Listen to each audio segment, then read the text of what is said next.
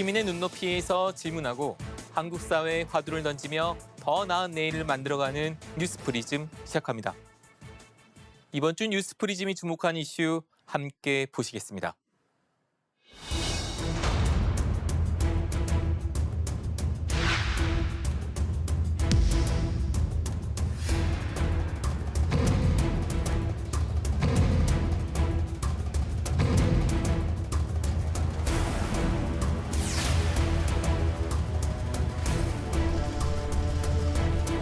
큰 무리를 일으켜서 죄송합니다.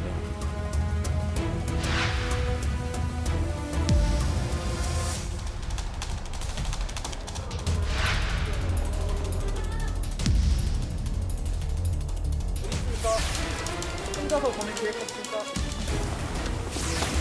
단독 범행 아닙니까?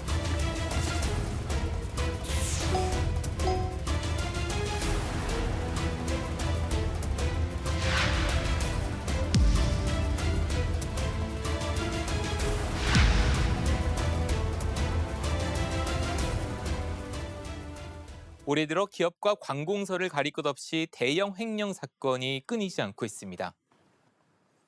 그야말로 억소리 날 정도의 거액을 마구 빼돌려 주식이나 가상화폐 투자, 도박이나 사치 생활에 탕진하다 꼬리가 잡히는 일이 잇따르고 있는데요.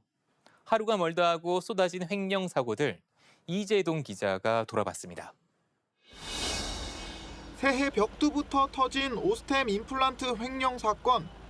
2,215억 원에 달하는 상장사 사상 초유의 횡령 사건에 한때 주식 거래까지 중단되며 투자자들은 가슴을 졸여야 했습니다.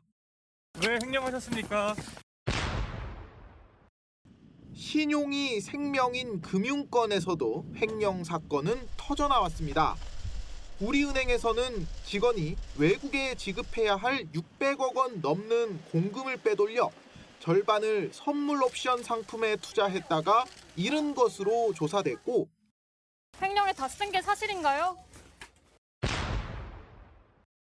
KB저축은행, 모아저축은행, 새마을금고 등 제2금융권을 비롯해 전국 지역농협 곳곳에서도 많게는 100억 원 가까운 고객 돈이 개인 호주머니로 들어가는 일이 벌어졌습니다. 공직사회도 횡령 사건의 예외는 아니었습니다.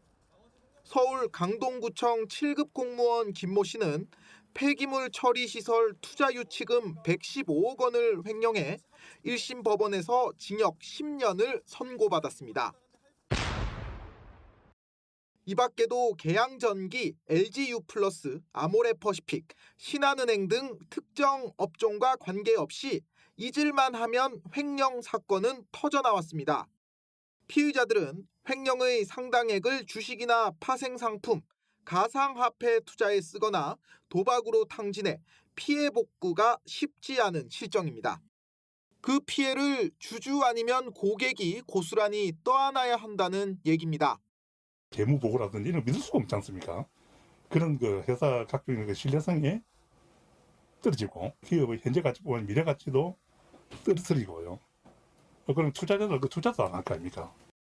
검찰청의 범죄 분석 통계에 따르면 2014년 38,646건이던 형법상 횡령 범죄는 해마다 늘어 2020년에는 65,539건으로 집계됐습니다. 각 기관은 횡령 사건이 발생할 때마다 재발 방지를 약속하고 있습니다. 하지만 공공과 민간 영역 구분 없이 연이어 터지는 횡령 사건에 총체적인 내부 통제 부실을 지적하는 목소리는 커지고 있습니다. 연합뉴스TV 이재동입니다.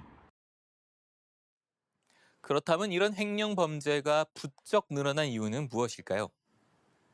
기업 재무 관리에 대한 감시 체계가 부실하다는 게 주요 원인으로 꼽히는데요.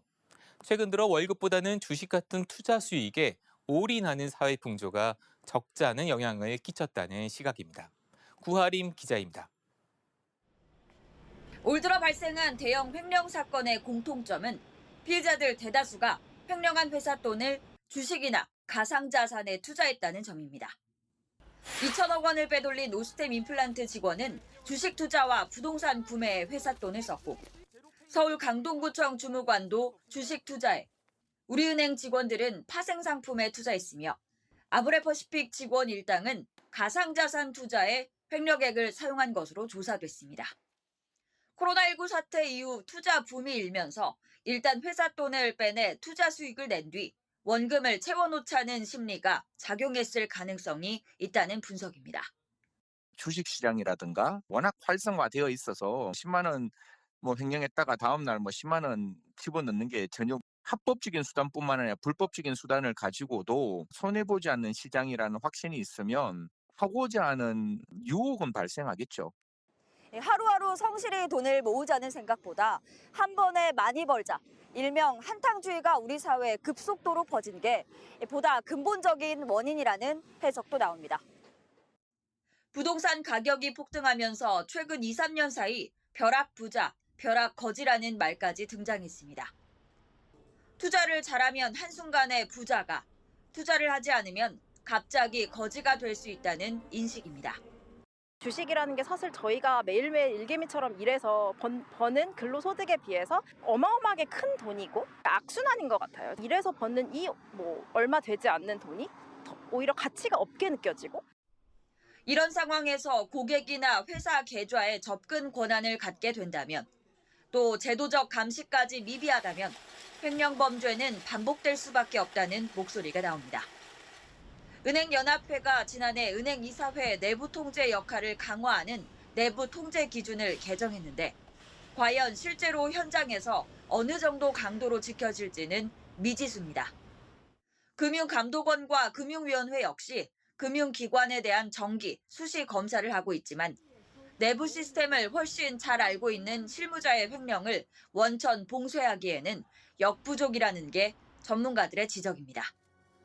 올해 언론 보도로 알려진 횡령 사건 피해 금액만 수천억 원. 투기 과열 풍조와 상대적 박탈감 확산이 뒤섞인 시대. 지금도 누군가는 남몰래 회사에 고객의 돈을 빼돌리고 있을지도 모릅니다. 연합뉴스TV 구하림입니다. 해외에서는 더욱 규모가 큰 황당한 횡령 사건들이 발생해 왔는데요. 미국에서 가장 유명한 횡령 사건 중 하나는 1999년 보험 자산 관리인이 30억 달러, 현재 가치로 한화 4조 원에 가까운 고객 돈을 빼돌린 금융 사기극입니다. 미국 5개 주 12개 중소보험회사를 상대로 수십 개의 가명을 사용해 사기 행각을 벌였습니다. 자신의 집에 불을 지른 뒤 행방불명됐다가 4개월 만에 독일에서 덜미가 잡혔습니다. 미국에서는 코로나 팬데믹으로 어려운 기업들을 위한 재난지원금을 노리고 수백억 원대의 횡령 사건도 벌어졌습니다. 지난해 캘리포니아에서 거주하던 부부는 여러 개의 페이퍼 컴퍼니를 설립하고 정부로부터 150여 차례에 걸쳐 2천만 달러 상당의 구호 대출을 받았습니다. 횡령한 돈으로 호화로운 생활을 하던 부부는 당국에 발각되자 10대 자녀 3명에게 작별이 아니라 짧은 헤어짐이란 메모만 남기고 사라졌습니다. 중국에서는 지난 2001년 4억 8,500만 달러를 횡령한 사건이 발생했는데요. 중국은행 광둥 지점장이었던 쉬차오판이 벌인 행각이었습니다. 1949년 중국 설립 이후 최대 규모의 은행 자금 횡령 사건이었습니다. 쉬차오판은 공금 횡령 의심을 받자 미국으로 도주했다가 17년 만에 검거돼 중국으로 강제 소환됐습니다. 쉬차오판은 법원에서 징역 13년형을 선고받았습니다. 회사 돈을 횡령해 가상 자산을 사들였다가 덜미가 잡히는 일은 해외에서도 빈번합니다. 지난해 말 일본 한 보험회사의 회사원이 회사 돈 1,700억 원을 횡령해 비트코인을 구입했습니다.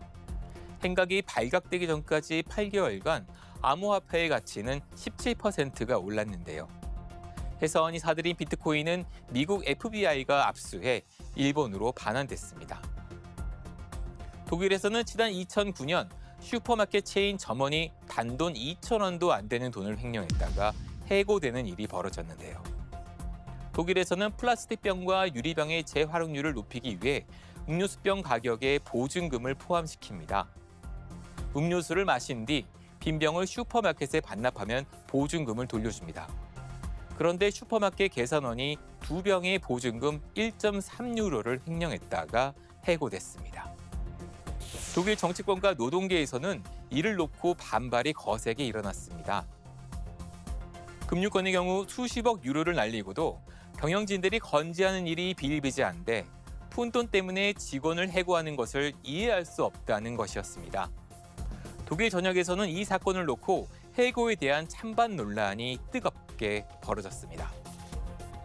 거액 횡령범들은 덜미가 잡힌 뒤 대체로 돈이 대부분을 사용해 남은 돈이 별로 없다고 오리발을 내밉니다. 거짓말인 경우가 적지 않지만 범죄 수익금이 제대로 추징되지 못하는 경우가 많은 현실입니다.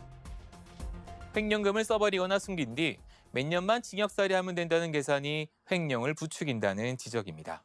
윤솔 기자입니다. 지난 2011년 전북 김제의 마늘밭에서 발견된 현금 110억 원. 자금은 불법 도박 사이트를 운영해 벌어들인 범죄 수익금이었습니다. 우연히 발견되기 전까지 돈의 행방은 알 수 없었습니다. 경제범죄로 발생한 불법 수익은 추징하도록 돼 있고 실제 법원도 추징을 선고하지만 작정하고 숨기면 이렇게 찾아내기가 어려운 실정입니다. 올해까지 미납된 추징금은 31조 원에 달합니다. 지난 2015년에 비해 6조 원가량 늘어난 건데 추징금 환수율은 1%가 되지 않습니다. 횡령을 결심한 사람들에겐 이런 현실이 범죄 수익을 숨겨놓고 몇 년만 버티면 된다는 생각을 하도록 부추기는 것이나 마찬가지입니다. 많은 경우 이미 다 소비를 했거나 혹시 다른 곳에 은닉해서 찾지 못하는 경우도 있기 때문에 합리적으로 따져보게 되면 사실상 오히려 이득이 되는 그런 범죄 작업.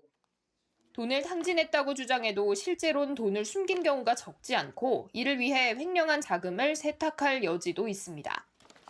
이 때문에 끝까지 횡령액을 추징할 수 있게 추적을 강화하는 동시에 처벌 수위를 높여야 한다는 목소리가 커지고 있습니다.